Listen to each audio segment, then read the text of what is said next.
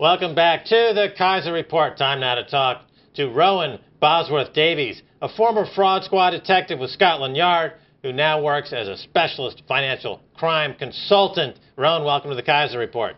That's nice to be here. Thank you. All right, Rowan Bosworth Davies, let's talk about the City of London, the global cesspit of fraud behind us. Martin Wheatley has been brought in to clean it up as the head of the newly formed Financial Conduct Authority. Isn't the word conduct downgrading the fraud criminality rampant in the heart of the city? I think that's actually part of the it's part of the policy of trying to get across the fact that what this really is all about is just about the way the chaps run things, and to make sure that the chaps do the right things in the right way, because they just don't want to give the impression to anybody that this is just a glorified casino and that, you know, you enter here at your peril. So that's why they deliberately choose nice mellifluous words that just basically tamp the whole thing down.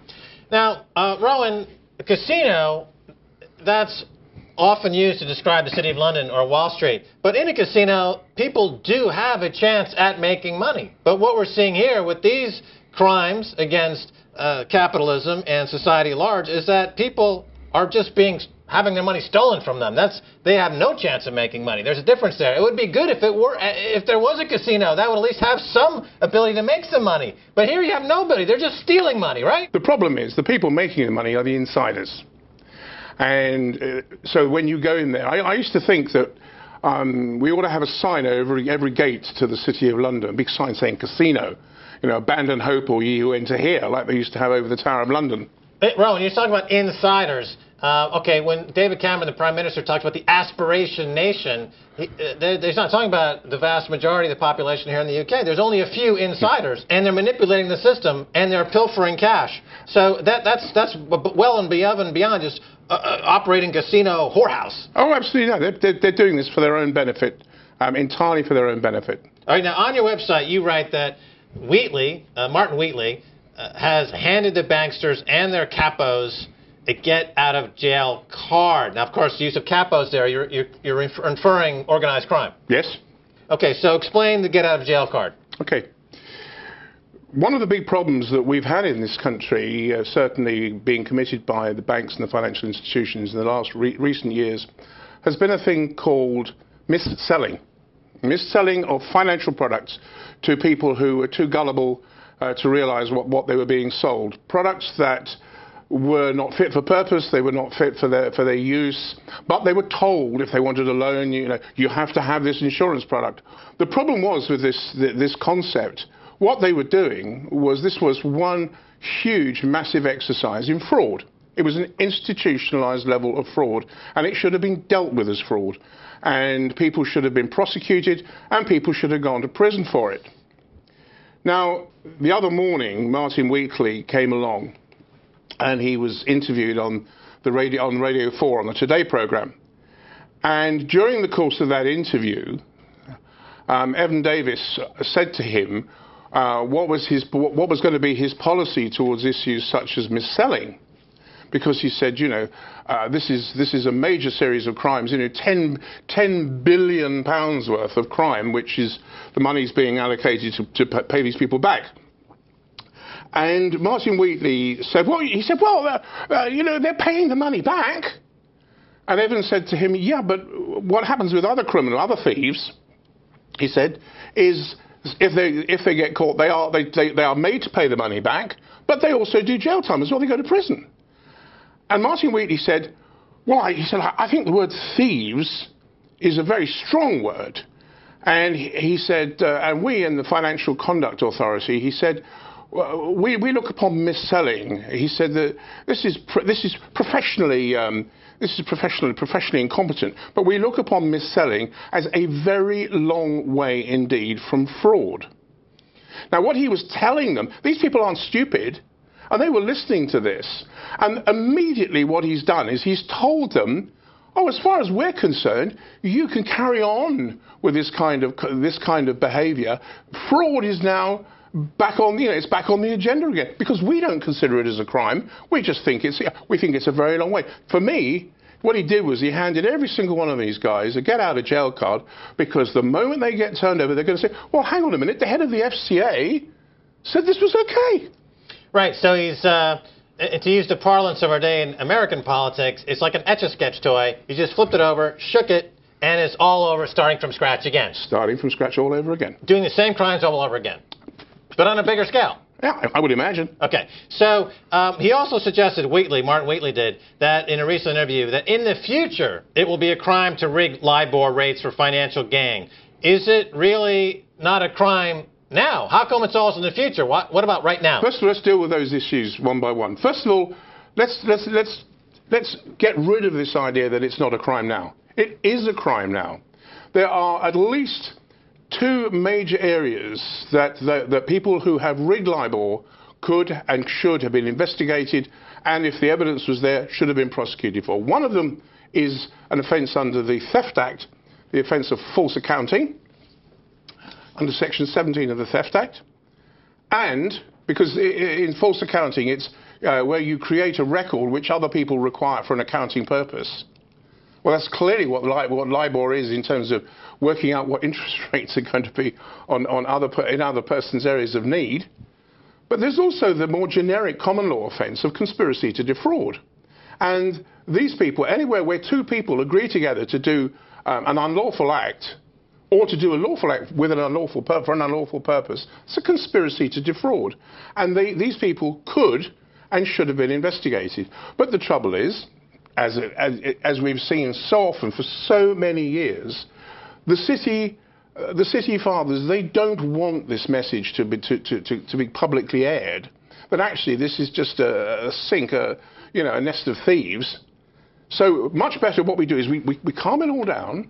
We bring in some new chap who understands the way the chaps work, and we call for a new reviews. We have a review, and then we start talking about new laws. It's going to take at least a couple of years to get these new laws onto the statute books, by which time all the people who have been heavily engaged in all the skullduggery and the shenanigans up to now are just going to quietly be forgotten, and they'll just slide away scot-free. So we're not talking about a conspiracy theory. We're talking about a conspiracy. We're talking about a conspiracy. No, this is no theory.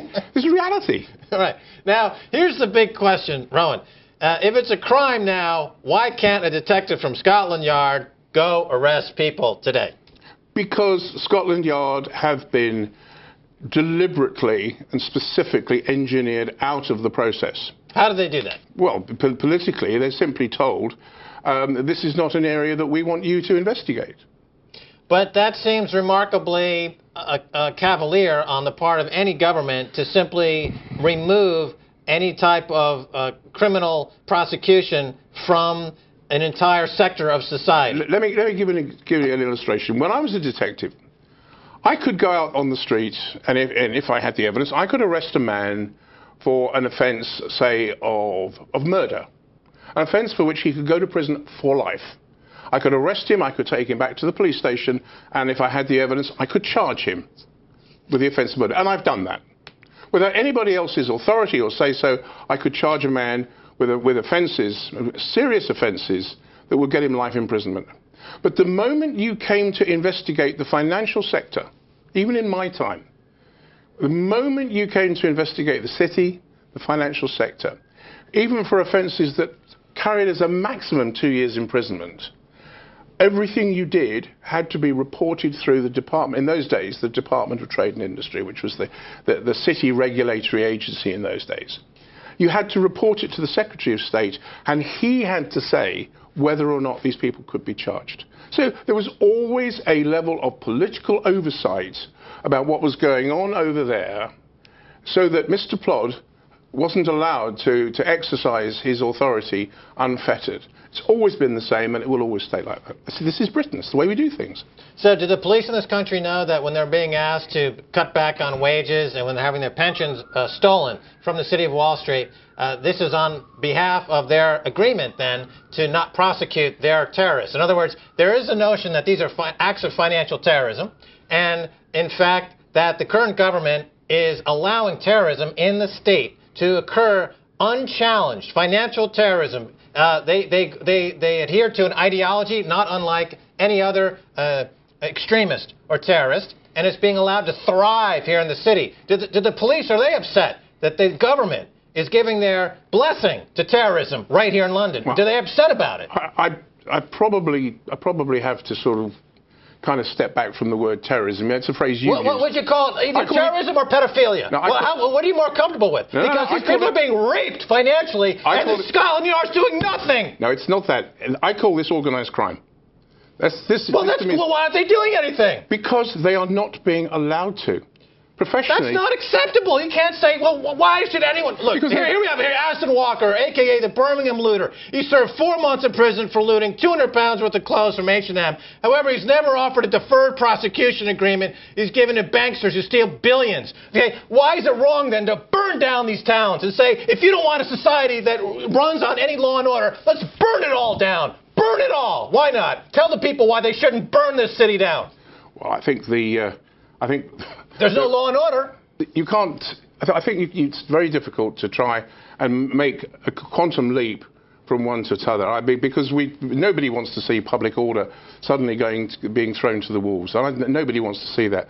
But what I think people do want to see is a far greater degree of aggressive, dynamic prosecution being brought against the city banksters, the people who I say are organised criminals. They're committing organised crime. I have written many times that what we need in this country, certainly in the United Kingdom, we need a series of targeted prosecutions of chief and senior executives of financial institutions. You would see a tsunami of compliance. There would be a tidal wave. All of a sudden, these complacent people who've been spending not enough money on providing compliance issues, they'd suddenly get in line, because the last thing they want is to be prosecuted. And the city fathers know this. All right, and this Ron, is what they lobby against. What you're saying is blindingly obvious. And the only conclusion one can make is that the current government, David Cameron, is a corrupt scumbag. All right, listen, Ron, we're out of time. Thanks so much for being on the Kaiser Report. It's a great pleasure. And that's going to do it for this edition of the Kaiser Report with me, Max Kaiser, and Stacey Herbert. I want to thank my guest, Rowan Bosworth-Davies. If you want to send me an email, please do so at kaiserreport@rttv.ru. Until next time, Max Kaiser saying bye, y'all.